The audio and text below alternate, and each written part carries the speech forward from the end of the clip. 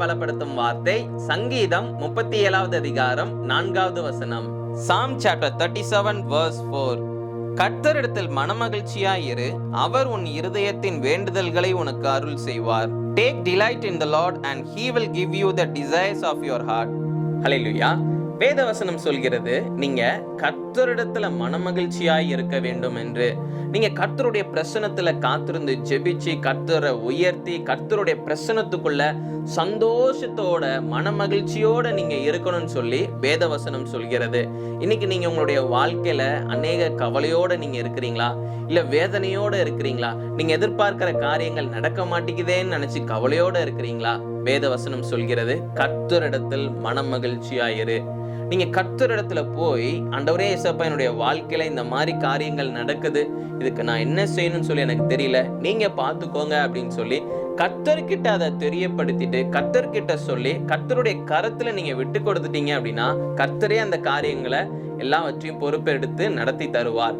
அப்போ நீங்க சந்தோஷத்தோட சமாதானத்தோட இருக்க முடியும். அததான் வேதவசனம் சொல்கிறது, கர்த்தரிடத்தில் மனமகிழ்ச்சியா இரு, சந்தோஷமா இருங்க, நீங்க மகிழ்ச்சியா இருக்கணும்னு சொல்லி வேதவசனம் சொல்கிறது.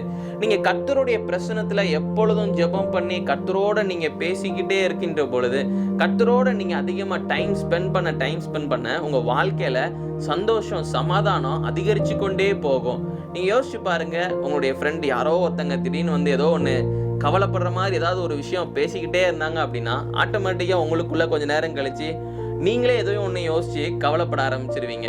ஆனா நீங்க தேவனுடைய பிரசன்னத்துல நீங்க காத்திருந்து ஜெபிக்க உங்களுக்குள்ள மகிழ்ச்சி அதிகமாகும், சந்தோஷம் சமாதானம் அதிகமாகி கொண்டே இருக்கும். அப்போ கர்த்தர் என்ன செய்வார் அப்படின்னா, என்னுடைய பிள்ளை, என்னுடைய மகன், என்னுடைய மகள் என்னுடைய பிரசன்னத்துல காத்திருந்து ஜெபிக்கிறாங்க, என்னையே சார்ந்து இருக்கிறாங்க, நான் அவங்களை ஆசீர்வதிப்பேன்னு சொல்லி உங்களுடைய இருதயத்தின் வேண்டுதல்கள் எல்லாவற்றையும் அவர் அருள் செய்வார். ஹல்லேலூயா. அப்போ உங்களுடைய வாழ்க்கையில நீங்க எதெல்லாம் உங்களுடைய இருதயத்துல நீங்க வேண்டிக் கொண்டு இருக்கிறீங்களோ, ஏசப்பா எனக்கு இந்த காரியங்கள் செய்தா நல்லா இருக்கும் அப்படின்னு சொல்லி நீங்க யோசிக்கிற காரியங்கள், நினைக்கிற காரியங்களை கூட ஏசப்பா என்ன செய்வாரா, அந்த காரியங்களை வாய்க்க செய்வார்.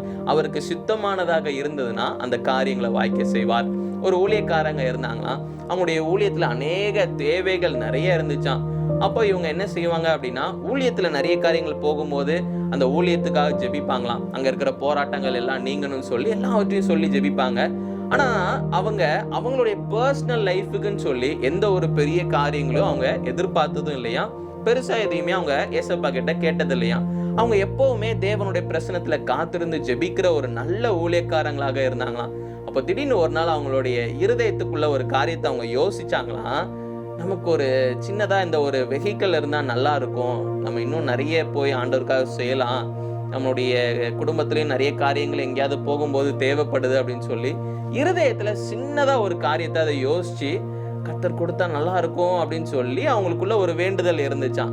கர்த்தர் அதை பார்த்து கர்த்தர் அந்த தேவையை சந்தித்தாராம். அவங்களுக்கு ஒரு நல்ல வாகனம் கர்த்தர் கொடுத்து கர்த்தர் அவங்கள ஆசீர்வதிச்சாங்களாம். அப்போ ரொம்ப ஆச்சரியமா அவங்க சொன்னாங்களாம், நான் மனசுக்குள்ள சின்னதா நினைச்சதை கூட கர்த்தர் கேட்டு எனக்கு அந்த காரியங்களை ஆண்டவர் செய்து தருகிறார் அப்படின்னு. உண்மைதான், கர்த்தரிடத்துல நீங்க மன மகிழ்ச்சியா இருக்கின்ற பொழுது, கர்த்தரையே நீங்க சார்ந்திருக்கின்ற பொழுது உங்களுடைய இருதயத்தின் வேண்டுதல்களை அவர் அருள் செய்வார், அவர் எல்லாவற்றையும் செய்து தருவார். இந்த நாள்லயும் நீங்க கர்த்தரையே சார்ந்திருங்க, கர்த்தருக்குள்ள சந்தோஷமா இருங்க, கர்த்தர் எல்லாவற்றையும் உங்களுக்கு தந்து ஆசீர்வதிப்பார். நாம எல்லாரும் கண்களை மூடி ஜெபிக்கலாம். எங்களை நேசிக்கிற நல்ல தகப்பனே, கர்த்தாவே, பிள்ளைங்களை ஆசீர்வதிங்கப்பா. ஆண்டவரே, நீங்க கூட இருந்து பிள்ளைங்களை வழி நடத்துங்க. ஆண்டவரே இயேசப்பா, உங்களுக்குள்ள ஆண்டவரே இயேசப்பா மன மகிழ்ச்சியா இருக்க ஆண்டவரே இயேசப்பா, நீங்க தகப்பன உங்களுடைய பிரசனத்தினால பிள்ளைங்களை நிரப்புங்கப்பா. ஆண்டவரே, பிள்ளைங்க உங்களுடைய பிரசனத்தை தேடி வந்திருக்கிறாங்க, நீங்க பிள்ளைங்களுக்கு சந்தோஷமும் சமாதானத்தையும் கொடுத்து ஆண்டவரே நீங்க தகப்பன பிள்ளைங்களை ஆசீர்வதிங்க. ஆண்டவரே, அவங்களுடைய இருதயத்துல என்னென்ன காரியங்கள்லாம் ஆண்டவரே இயேசப்பா அவங்க கேட்கிறாங்களோ நீங்க தகப்பன இயேசப்பா கொடுத்து ஆசீர்வதிங்க. உமக்கு சித்தமான காரியங்களாக இருந்தா நீங்க பிள்ளைங்களை தகப்பன இயேசப்பா நீங்க தகப்பனை உயர்த்துங்க, அந்த ஆசீர்வாதங்களை கொடுத்து பிள்ளைங்களை சந்தோஷமாக வாழ வைங்கப்பா. நீங்க தகப்பன இயேசப்பா பிள்ளைங்களுக்கு கிருபை கொடுங்க, நீங்க மாத்திரம் மகிமைப்படுங்க. இயேசுவின் மூலம் ஜெபிக்கிறோம் பிதாவே. ஆமேன், ஆமேன், ஆமேன். கர்த்தரிடத்தில் மனமகிழ்ச்சியா இருங்க. கர்த்தர் எல்லா தேவைகளையும் சந்திப்பார். கர்த்தர் உங்களோட கூட இருந்து உங்களை வழி நடத்துவார். சின்ன காரியமாக இருந்தாலும் பெரிய காரியமாக இருந்தாலும் கர்த்தர் உங்களுக்கு எல்லாவற்றையும் செய்து தருவார். God bless you. Have a blessed day.